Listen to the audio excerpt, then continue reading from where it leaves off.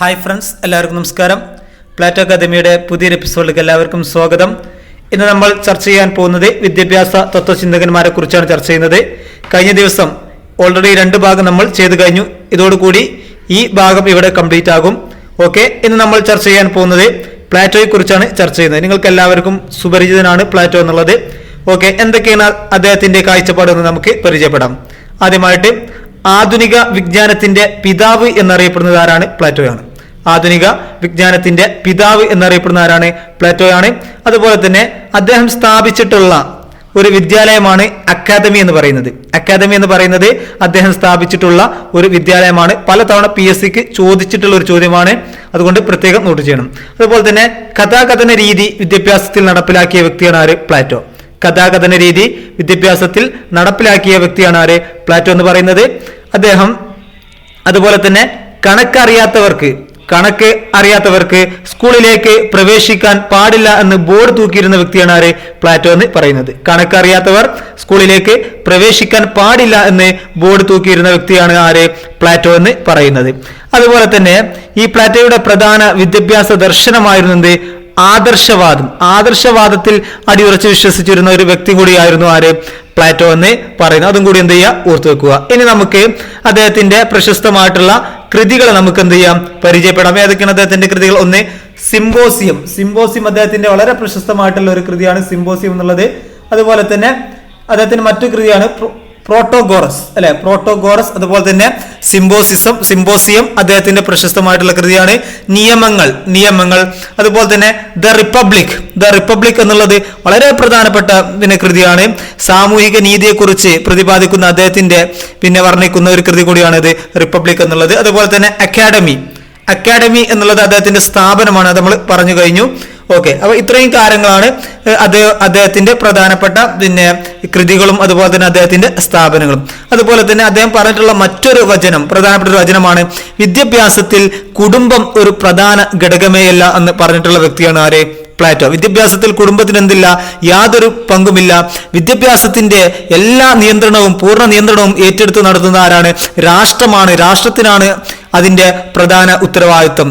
അത് രാഷ്ട്രത്തിന്റെ പൂർണ്ണ നിയന്ത്രണത്തിലാണ് ഒരു സ്ഥാപനമെന്ന് പറഞ്ഞിട്ടുള്ള വ്യക്തിയാണ് ആര്? പ്ലാറ്റോ. അതായത് വിദ്യാഭ്യാസത്തിലെ ഒരു ഫാമിലിക്ക്, ഒരു കുടുംബത്തിന് യാതൊരു ബന്ധമില്ല. എല്ലാ കാര്യങ്ങളും ചെയ്യുന്നത് രാഷ്ട്രമാണ്. രാഷ്ട്രത്തിന്റെ നിയന്ത്രണത്തിലാണ് എല്ലാ കാര്യങ്ങളും എന്ന് പറഞ്ഞിരുന്ന വ്യക്തിയാണ് ആര്? പ്ലാറ്റോ എന്ന് പറയുന്നത്. അപ്പൊ ഇതാണ് അദ്ദേഹവുമായി ബന്ധപ്പെട്ട പ്രധാനപ്പെട്ട കാര്യങ്ങൾ എന്ന് പറയുന്നത്. ഇനി നമ്മൾ ചർച്ച ചെയ്യാൻ പോകുന്നത് വളരെ പ്രശസ്തനായിട്ടുള്ള വിദ്യാഭ്യാസ തത്വചിന്തകനായിട്ടുള്ള ആഗസ്റ്റ് ഫ്രോബലിനെ കുറിച്ചാണ് നമ്മൾ ചർച്ച ചെയ്യുന്നത്. വളരെ പ്രധാനപ്പെട്ട ഒരാളാണ്. ഓക്കെ, എന്തൊക്കെയാണ് അദ്ദേഹത്തിന്റെ ആശയങ്ങളെന്ന് നമുക്ക് പരിചയപ്പെടാം. അദ്ദേഹം സ്ഥാപിച്ച ഒരു വിദ്യാലയമാണ് കിൻഡർ ഗാർട്ടൻ എന്ന വിദ്യാലയം സ്ഥാപിച്ച വ്യക്തിയാണ് ആഗസ്റ്റ് ഫ്രോബൽ എന്ന് പറയുന്നത്. വളരെ പ്രധാനപ്പെട്ടതാണ്, അതുകൊണ്ട് തന്നെ അത് പ്രത്യേകം നോട്ട് ചെയ്യണം.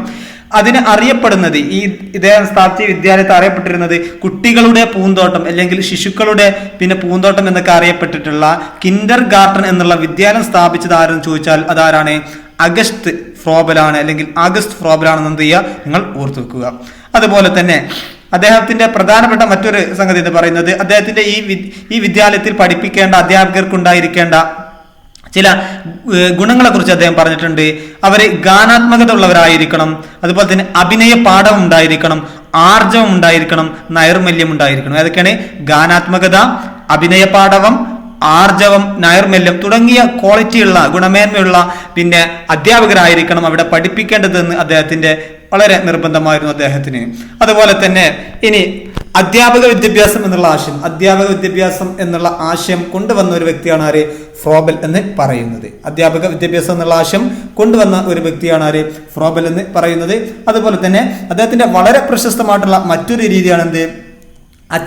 അച്ചടക്കത്തിന് ആവശ്യമായിട്ടുള്ള ഒരു വിദ്യാർത്ഥിയുടെ അച്ചടക്കത്തിന് ആവശ്യമായിട്ടുള്ള അവന്റെ സ്വഭാവ രൂപീകരണത്തിനും അവന്റെ പെരുമാറ്റത്തിനും ആവശ്യമായിട്ടുള്ള മൂല്യങ്ങൾ എല്ലാം കുട്ടികൾക്ക് ലഭിക്കുന്നത് കളിയിലൂടെയാണെന്ന് അഭിപ്രായപ്പെട്ട വളരെ പ്രശസ്തനായിട്ടുള്ള ഒരു തത്വചിന്തകനായിരുന്നു ആര്? ഫ്രോബൽ എന്ന് പറയുന്നത്. കളിക്ക് കൂടുതൽ പ്രാധാന്യം കൊടുത്തിരുന്നു. അതായത് ആക്ടിവിറ്റി, പ്രവർത്തനത്തിലൂടെ പഠിക്കുക അല്ലെങ്കിൽ പ്രവർത്തിച്ച് പഠിക്കുക എന്ന ആശയം ആരുടേതാണ്? യഥാർത്ഥത്തിൽ ഫ്രോബലിന്റെ കൂടിയാണ്. പ്രവർത്തിച്ച് പഠിക്കുക എന്നുള്ള ആശയം എന്ത് ചെയ്യുക? ഓർത്ത് വെക്കുക. അതുപോലെ തന്നെ അപ്പം മൂല്യങ്ങൾ കളിയിലൂടെ ലഭ്യമാണ് തുല്യമാകുന്നു എന്നുള്ള ആശയം അവരുടേതായിരുന്നു, ഫ്രോബലിൻ്റെതാണ്. പിന്നെ മറ്റൊരു പ്രധാനപ്പെട്ട സംഗതി, അദ്ദേഹവുമായി ബന്ധപ്പെട്ട മറ്റൊരു പ്രധാനപ്പെട്ട സംഗതിയാണ് എന്ത്, സമ്മാനങ്ങൾ അല്ലെ, അല്ലെങ്കിൽ ഗിഫ്റ്റ്സ് എന്ന ആശയം ആരുമായി ബന്ധപ്പെട്ടതാണ്, അത് അഗസ്റ്റ് ഫ്രോബലുമായി ബന്ധപ്പെട്ടതാണ്. സമ്മാനം എന്നുള്ള ആശയം എന്ത് ചെയ്യുക, പ്രത്യേകം ഓർത്ത് വെക്കുക. അതുപോലെ തന്നെ ഇനി അദ്ദേഹത്തിന്റെ പ്രശസ്തമായിട്ടുള്ള കൃതികൾ ഏതൊക്കെയെന്ന് നമുക്ക് എന്ത് ചെയ്യാം, ജസ്റ്റ് ഒന്ന് പരിചയപ്പെടാം. ഒന്ന്, വിദ്യാഭ്യാസവും വികസനവും. വിദ്യാഭ്യാസവും വികസനവും അദ്ദേഹത്തിന്റെ പ്രധാനപ്പെട്ട കൃതിയാണ്. അതുപോലെ തന്നെ മനുഷ്യന്റെ വിദ്യാഭ്യാസം എന്നുള്ളത് അദ്ദേഹത്തിന്റെ മറ്റൊരു കൃതിയാണ്. അതുപോലെ തന്നെ കിൻഡർ ഗാർട്ടനിലെ ബോധന വിദ്യകൾ എന്നുള്ളത് അദ്ദേഹത്തിന്റെ മറ്റൊരു പ്രശസ്തമായിട്ടുള്ള കൃതിയാണ്. അതുപോലെ തന്നെ മദേഴ്സ് ആൻഡ് പ്ലേ എന്നുള്ളതും അദ്ദേഹത്തിന്റെ മറ്റൊരു വളരെ പ്രശസ്തമായിട്ടുള്ള കൃതിയാണെന്ന് ഓർത്തു വെക്കുക. അപ്പൊ ഇത്രയും കാര്യങ്ങളാണ് നമുക്ക് ആരുമായിട്ട് ചർച്ച ചെയ്യാനുള്ളത്, ഫ്രോബലുമായി ചർച്ച ചെയ്യാനുള്ളത്.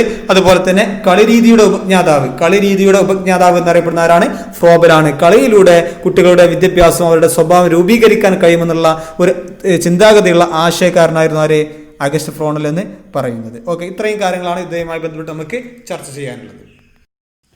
ഓക്കെ, ഇനി നമ്മൾ ചർച്ച ചെയ്യാൻ പോകുന്നത് വളരെ പ്രശസ്തനായിട്ടുള്ള ഒരു തത്വചിന്തകനായിട്ടുള്ള പൗലോ ഫ്രയറിനെ കുറിച്ചാണ് നമ്മൾ ചർച്ച ചെയ്യുന്നത്.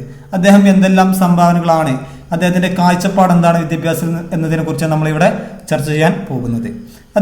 അദ്ദേഹത്തിന്റെ വിദ്യാഭ്യാസത്തിന്റെ രീതിയെക്കുറിച്ച് അദ്ദേഹത്തിന്റെ വളരെ പ്രശസ്തമായിട്ടുള്ള ഒരു വചനമുണ്ട്.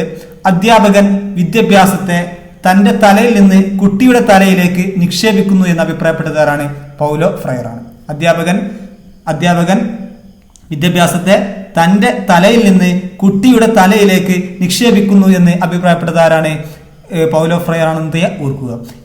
ഈ വിദ്യാഭ്യാസ രീതി ഇതൊരു ബാങ്കിങ് എഡ്യൂക്കേഷൻ ആണ്, അല്ലെങ്കിൽ ഒരു ബാങ്കിങ് സിസ്റ്റത്തിന് തുല്യമാണെന്ന് വിലയിരുത്തിയതാരാണ്, പൗലോ ഫ്രയർ.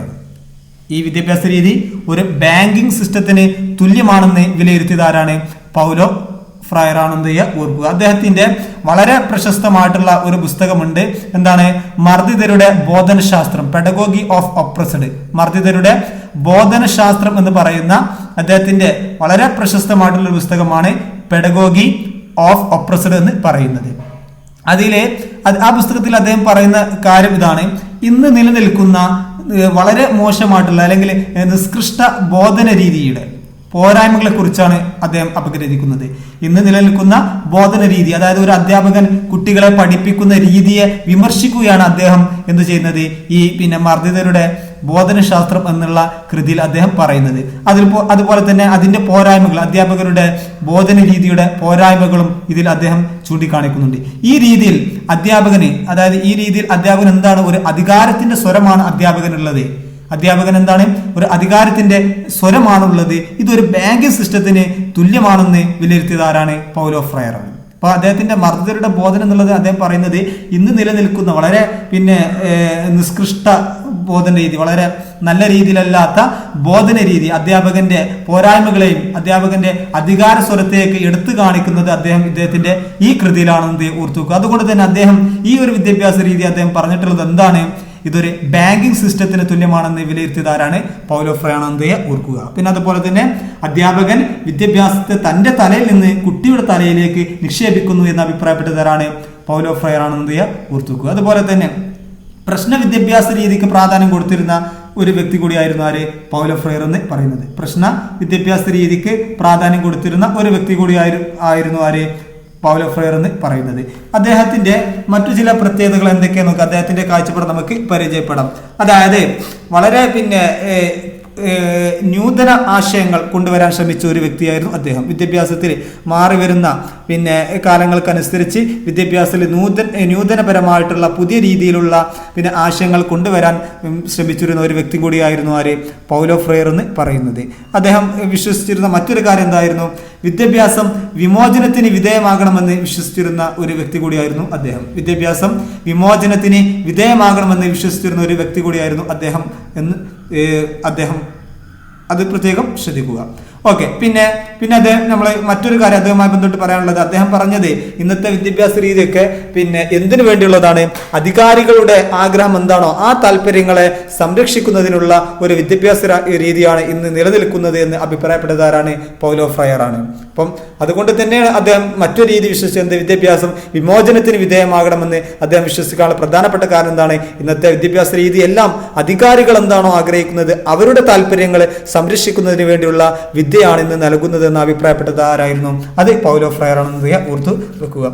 അതുപോലെ തന്നെ അദ്ദേഹത്തിന്റെ മറ്റു ഒരു കൃതിയാണ്, വളരെ പ്രശസ്തമായിട്ടുള്ള മറ്റൊരു കൃതിയാണ് അദ്ദേഹത്തിന്റെ സ്വാതന്ത്ര്യത്തിന് വേണ്ടിയുള്ള സാംസ്കാരിക പ്രവർത്തനം. സ്വാതന്ത്ര്യത്തിന് വേണ്ടിയുള്ള സാംസ്കാരിക പ്രവർത്തനം, കൾച്ചറൽ ആക്ഷൻ ഫോർ എഡ്യൂക്കേഷൻ എന്നുള്ളത്. അതുപോലെ തന്നെ മർദ്ദിതരുടെ ബോധനശാസ്ത്രം, പെഡഗോഗി ഓഫ് ഒപ്രസറി. ഇത് അദ്ദേഹത്തിന്റെ പ്രശസ്തമായിട്ടുള്ള മറ്റു കൃതികളാണ്. അപ്പൊ ഇത്രയും കാര്യങ്ങളാണ് അദ്ദേഹവുമായി ബന്ധപ്പെട്ട് നമുക്ക് ചർച്ച ചെയ്യാനുള്ളത്. ഓക്കെ, ഇനി നമ്മൾ ചർച്ച ചെയ്യാൻ പോകുന്നത് മറിയ മോണ്ടിസോറിയെ കുറിച്ചാണ്. നിങ്ങൾക്ക് എല്ലാവർക്കും സുപരിചിതമായിരിക്കും മറിയ മോണ്ടിസോറി. എന്തൊക്കെയാണ് അവരുടെ ഒരു കാഴ്ചപ്പാട്, വിദ്യാഭ്യാസത്തെക്കുറിച്ചുള്ള അവരുടെ കാഴ്ചപ്പാടെന്ന് നമുക്ക് ഇവിടെ ഒന്ന് ചർച്ച ചെയ്യാം. ആദ്യമായിട്ട് സ്വയം പ്രചോദിത പഠനം, അതുപോലെ തന്നെ പ്രവർത്തിച്ച് പഠിക്കുക എന്നുള്ള ആശയം കൊണ്ടുവന്നത് ആരാണ്? മറിയ മോണ്ടിസോറിയാണ്. സ്വയം പ്രചോദിത പഠനം, അതുപോലെ തന്നെ പ്രവർത്തിച്ച് പഠിക്കുക എന്നുള്ള ആശയം കൊണ്ടുവന്നത് ആരാണ്? മറിയ മോണ്ടിസോറിയാണ്. അതുപോലെ തന്നെ ഇന്ദ്രിയ പരിശീലനത്തിന് കൂടുതൽ പ്രാധാന്യം നൽകിയിരുന്ന ഒരു വിദ്യാഭ്യാസ തത്വചിന്തകിയാണ് ആര്? മറിയ മോണ്ടിസോറി എന്ന് പറയുന്നത്. ഏതിനാണ്? ഇന്ദ്രിയ പരിശീലനത്തിന്. കൂടാതെ പഠനോപകരണങ്ങൾ ഉപയോഗിച്ചിട്ടുള്ള പരിശീലനം, ഈ മറിയ മോണ്ടിസോറി കൂടുതൽ പ്രോത്സാഹിപ്പിച്ചിരുന്നത് പഠനോപകരണങ്ങൾ ഉപയോഗിച്ചിട്ടുള്ള പരിശീലനത്തിനാണ് കൂടുതൽ പ്രോത്സാഹനം നൽകിയത്. ഡൈഡാക്റ്റിക് അപ്പാരറ്റസ് എന്ന് പറയും, ഡൈഡാക്റ്റിക് അപ്പാരറ്റസ്, ഇതിനാണ് കൂടുതൽ പ്രാധാന്യം നൽകിയിട്ടുള്ളത്. ഇനി എന്തൊക്കെയാണ് ഈ മറിയ മോണ്ടിസോറിയുടെ വിദ്യാഭ്യാസത്തെക്കുറിച്ചുള്ള ചില കാഴ്ചപ്പാടുകൾ എന്ന് നമുക്ക് നോക്കാം. പറഞ്ഞിട്ടുള്ള ചില കാഴ്ചപ്പാട് നമുക്ക് പരിചയപ്പെടാം, ശ്രദ്ധിക്കൂ. വേദനാജനകമായ ശിക്ഷകളോ അതുപോലെ തന്നെ ആകർഷകമായ സമ്മാനങ്ങളോ കുട്ടികളുടെ നൈസർഗിക വികാസനത്തിന് സഹായിക്കില്ല എന്ന് പറഞ്ഞതാരാണ്? മറിയ മോണ്ടിസോറിയാണ്. അതായത് കുട്ടികൾക്ക് അവരെ ചില സമ്മാനങ്ങളോ ഇത്തരത്തിലുള്ള കാര്യങ്ങൾ അവർക്ക് ശിക്ഷ നൽകിയത് കൊണ്ട് എന്തുണ്ടാകില്ല? അവരുടെ നൈസർഗികമായിട്ടുള്ള കഴിവുകൾ ഒരിക്കലും പുറത്തേക്ക് വരികയില്ല എന്നാണ് ആരഭിപ്രായപ്പെട്ടത്? മറിയ മോണ്ടിസോറി അഭിപ്രായപ്പെട്ടത്. അത് ഏതിലൂടെ ഉണ്ടായിരിക്കണം എന്നാണ് പറഞ്ഞത്? സ്വയം പ്രചോദിത പഠനത്തിലൂടെയും അതുപോലെ തന്നെ പ്രവർത്തിച്ച് പഠിക്കുന്നതിലൂടെയും മാത്രമേ അത് ഉണ്ടാക്കിയെടുക്കാൻ കഴിയുന്നുള്ള ഒരു അഭിപ്രായമാണ് ആർക്കുണ്ടായിരുന്നത്? മറിയ മോണ്ടിസോറിക്ക് ഉണ്ടായിരുന്നത്. അതെങ്ങനെ ഉണ്ടാവുള്ളൂ? സ്വയം പ്രചോദിത പഠനത്തിലൂടെയും അതുപോലെ തന്നെ പ്രവർത്തിച്ച് പഠിക്കുക എന്നുള്ള ആശയത്തിലൂടെ മാത്രമേ എന്തിനു സാധിക്കുകയുള്ളൂ? ഒരു കുട്ടിയുടെ നൈസർഗികമായിട്ടുള്ള കഴിവുകൾ പുറത്തു കൊണ്ടുവരാൻ സാധിക്കുകയുള്ളൂ എന്ന് അഭിപ്രായപ്പെട്ടതാരാണ്? മറിയ മോണ്ടിസോറിയാണ്. അതുപോലെ തന്നെ മറ്റൊരു കാഴ്ചപ്പാട് എന്തൊക്കെയാണ്? കുട്ടികളുടെ മാനസികവും അതുപോലെ തന്നെ ശാരീരികവുമായ നൈസർഗിക വികാസത്തിന് തടസ്സപ്പെടുത്തുന്ന രീതിയിൽ മുതിർന്ന ആളുകളോ അല്ലെങ്കിൽ ബാഹ്യമായ മറ്റു ഇടപെടലുകളോ പാടില്ല എന്ന് അഭിപ്രായപ്പെട്ടതാരാണ്? മറിയ മോണ്ടിസോറിയാണ്. കുട്ടികളുടെ മാനസികവും അതുപോലെ തന്നെ ശാരീരികവുമായ നൈസർഗിക വികാസത്തെ തടസ്സപ്പെടുത്തുന്ന രീതിയിൽ മുതിർന്ന ആളുകളോ അല്ലെങ്കിൽ ബാഹ്യമായ മറ്റുള്ള ആരോ കുട്ടികളുടെ കാര്യത്തിൽ ഇടപെടാൻ പാടില്ല എന്ന് അഭിപ്രായപ്പെട്ടതാരാണ്? മറിയ മോണ്ടിസോറിയാണ്. വളരെ പ്രധാനപ്പെട്ട ഒരു വചനമാണത്, പ്രത്യേകം നോട്ട് ചെയ്യുക. ഇനി ഈ മോണ്ടിസോറി ആവിഷ്കരിച്ച ചില ബോധന രീതികൾ ഏതൊക്കെയെന്ന് നമുക്ക് പരിചയപ്പെടാം. ഏതൊക്കെയാണ്? പ്രധാനമായിട്ടും 3 പ്രധാന ബോധന രീതികളാണ് ആവിഷ്കരിച്ചിട്ടുള്ളത്. ഒന്ന് പ്രായോഗിക ജീവിതത്തിനായുള്ള പരിശീലനം, 2 ബോധേന്ദ്രിയ പരിശീലനം, 3 പഠനോപകരണങ്ങൾ ഉപയോഗിച്ചുള്ള പരിശീലനം. അപ്പൊ ഏതൊക്കെയാണ്?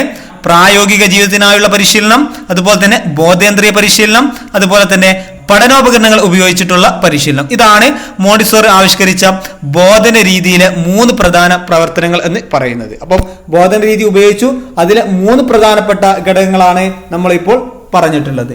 ഓക്കെ, ഇനി നമുക്ക് ഏതൊക്കെയാണ് പ്രധാനപ്പെട്ട കൃതികൾ എന്ന് നമുക്ക് എന്ത് ചെയ്യാം, ജസ്റ്റ് പരിശോധിക്കാം. 1 വിദ്യാഭ്യാസത്തിന്റെ ഉള്ളുകളികൾ, ദ സീക്രട്സ് ഓഫ് എഡ്യൂക്കേഷൻ. അതുപോലെ തന്നെ ശിശുപരിപാലനം, ചൈൽഡ് ട്രെയിനിങ്. അതുപോലെ തന്നെ വിദ്യാഭ്യാസ പുനർനിർമ്മാണം, റീകൺസ്ട്രക്ഷൻ ഇൻ എഡ്യൂക്കേഷൻ. അതുപോലെ തന്നെ ഡിസ്കവർ ഓഫ് ചൈൽഡ് അല്ലെ, കുട്ടിയെ കണ്ടെത്തുക എന്നുള്ളതൊക്കെ പ്രധാനപ്പെട്ട കൃതികളാണ് മറിയ മോണ്ടിസോറിയോട് നമ്മൾ ഡിസ്കസ് ചെയ്തത്. ഓക്കെ, ഇനി നമ്മൾ ചർച്ച ചെയ്യാൻ പോകുന്നത് അടുത്ത തത്വചിന്തകനായിട്ടുള്ള ജോൺ ലോക്കിനെ കുറിച്ചാണ് ചർച്ച ചെയ്യുന്നത്. വളരെ പ്രധാനപ്പെട്ട ഒരു വ്യക്തിയാണ് അദ്ദേഹം. എന്തൊക്കെയാണ് വിദ്യാഭ്യാസവുമായി ബന്ധപ്പെട്ട അദ്ദേഹത്തിന്റെ കാഴ്ചപ്പാട്, അതുപോലെ തന്നെ അദ്ദേഹത്തിന്റെ ആശയങ്ങൾ എന്തൊക്കെയെന്ന് നമുക്ക് ചർച്ച ചെയ്യാം. ആദ്യമായിട്ട് അനുഭവജ്ഞാനത്തിന്റെ പിതാവ് എന്നറിയപ്പെടുന്ന ആരാണ്? ജോൺ ലോക്കാണ്. അനുഭവ ജ്ഞാനവാദത്തിന്റെ പിതാവ്. അനുഭവ ജ്ഞാനവാദത്തിന്റെ പിതാവ് എന്നറിയപ്പെടുന്ന ആരാണ്? ജോൺ ലോക്കാണെന്ന് ഓർത്ത് വെക്കുക. അതുപോലെ തന്നെ അദ്ദേഹത്തിന്റെ മറ്റൊരു വചനമാണ് വിദ്യാഭ്യാസത്തിന്റെ പരമമായ ലക്ഷ്യം എന്താണ്? നന്മയായിരിക്കണമെന്ന് അഭിപ്രായപ്പെട്ടത് ജോൺ ലോക്കാണ്. വിദ്യാഭ്യാസത്തിന്റെ പരമമായ ലക്ഷ്യം എന്താണ്? നന്മയായിരിക്കണമെന്ന് അഭിപ്രായപ്പെട്ടത് ആരാണ്? ജോൺ ലോക്കാണെന്ന് ഓർത്ത് വെക്കുക. അതുപോലെ തന്നെ ഒരു കുട്ടിയുടെ മനസ്സ് ഒഴിഞ്ഞ സ്ലേറ്റ് എന്ന് വിശേഷിപ്പിച്ചത് ആരാണ്? ജോൺ ലോക്കാണ്. ഒരു കുട്ടിയുടെ മനസ്സ് ഒഴിഞ്ഞ സ്ലേറ്റ് പോലെ എന്ന് വിശേഷിപ്പിച്ചത് ആരാണ്? ജോൺ ലോക്കാണെന്ന് ഓർത്ത് വെക്കുക. അതുപോലെ തന്നെ അദ്ദേഹത്തിന്റെ ഈ ഒരു ആശയത്തെ അദ്ദേഹം പറഞ്ഞത് എന്താണ്? Mind is A blank state അല്ലെ എന്ന് ഈ ആശയത്തെ അദ്ദേഹം പറഞ്ഞത് എന്താണ്? Tabula Raza theory. എന്താണ് ടാബുല റാസ തിയറി? ആരുമായി ബന്ധപ്പെട്ടെന്ന് ചോദിച്ചാൽ അത് ജോൺ ലോക്കുമായി ബന്ധപ്പെട്ടതാണെന്ന് ഓർത്ത് വെക്കുക. അതുപോലെ തന്നെ മറ്റൊരു സംഗതി എന്ന് പറയുന്നത് ഏതൊരു ആശയം രൂപപ്പെടുന്നത് അനുഭവത്തിലൂടെ എന്ന് വിശേഷിപ്പിച്ചത് ആരാണ്? ജോൺ ലോക്കാണ്. ഏതൊരു ആശയം രൂപപ്പെടുന്നത് അനുഭവത്തിലൂടെയാണെന്ന് പറഞ്ഞ വ്യക്തിയാണ് ആര്? ജോൺ ലോക്ക് എന്ന് പറയുന്നത്. അപ്പൊ അതാണ് അദ്ദേഹവുമായി ബന്ധപ്പെട്ട കാര്യങ്ങൾ. ഇനി മറ്റ് ഒരു കാര്യം കൂടി നമുക്ക് ഒന്ന് പരിചയപ്പെടാം. അതായത് ഒരു കുട്ടി ജനിക്കുമ്പോൾ ആ കുട്ടിയുടെ മനസ്സ് ഒരു വെള്ളക്കടലാസ് പോലെയാണ്. വെള്ളക്കടലാസ് പോലെയാണ്. അത് വളരെ പരിശുദ്ധമാണ്, വളരെ സംശുദ്ധമാണ്. എന്നാൽ പഞ്ചേന്ദ്രിയങ്ങളാണ് അതിൽ ബിംബങ്ങളെ ആലേഖനം ചെയ്യുന്നത്. പഞ്ചേന്ദ്രിയങ്ങളാണ് ആ കുട്ടിയുടെ മനസ്സിൽ പലതരത്തിലുള്ള കാര്യങ്ങൾ നിർണ്ണയിക്കുന്നത് അല്ലെങ്കിൽ നിർമ്മിക്കുന്നത് എന്ന് അഭിപ്രായപ്പെട്ടത് ആരാണ്? ജോൺ ലോക്കാണ്. ഒരു കുട്ടി ജനിക്കുന്ന സമയത്ത് ആ കുട്ടിയുടെ മനസ്സിലൊന്നുമില്ല, വളരെ നിഷ്കളങ്കമായിട്ടുള്ള മനസ്സാണ്, വളരെ സംശുദ്ധമായിട്ടുള്ള മനസ്സാണ്. പിന്നെ പഞ്ചേന്ദ്രിയങ്ങളാണ്, അവന്റെ ശരീരങ്ങൾ, അവന്റെ മറ്റു കൈകൾ, കാലുകൾ, അവന്റെ ഇന്ദ്രിയങ്ങളൊക്കെയാണ് അവന്റെ പ്രവർത്തനത്തിൽ മാറ്റങ്ങൾ വരുത്തുന്നതെന്ന് അഭിപ്രായപ്പെട്ടതാരാണ്? ജോൺ ലോക്കാണെന്ന് ഓർത്ത് വെക്കുക. അപ്പൊ ഇത്രയും കാര്യങ്ങളാണ് അദ്ദേഹവുമായി ബന്ധപ്പെട്ടത്. അതുപോലെ തന്നെ ഈ ഒരു കാര്യം കൂടി ഓർത്ത് വെക്കുക. ക്ലാസിക്കൽ ലിബറലിസത്തിന്റെ പിതാവ് എന്നറിയപ്പെടുന്ന ആരാണ്? ജോൺ ലോക്കാണ്. ക്ലാസിക്കൽ ലിബറലിസത്തിന്റെ പിതാവ് എന്നറിയപ്പെടുന്ന ആരാണ്? ജോൺ ലോക്കാണ്. അദ്ദേഹത്തിന്റെ തിയറിയാണ് ടാബുല റാസ തിയറി. അത് മറന്നു പോകരുത്, വളരെ ഇമ്പോർട്ടൻ്റ് ആണ്. അപ്പൊ ഇത്രയും കാര്യങ്ങളാണ് ജോൺ ലോക്കുമായി ബന്ധപ്പെട്ട് നമുക്ക് പറയാനുള്ളത്. അപ്പോൾ ഇതോടുകൂടി നമ്മുടെ വിദ്യാഭ്യാസ തത്വചിന്തകർ എന്ന് പറയുന്ന ഈ ടോപ്പിക് ഇവിടെ അവസാനിച്ചിരിക്കുകയാണ്. ഇനി നമുക്ക് മറ്റൊരു ദിവസം മറ്റൊരു ടോപ്പിക്കുമായി നമുക്ക് കാണാം. Okay, thank you.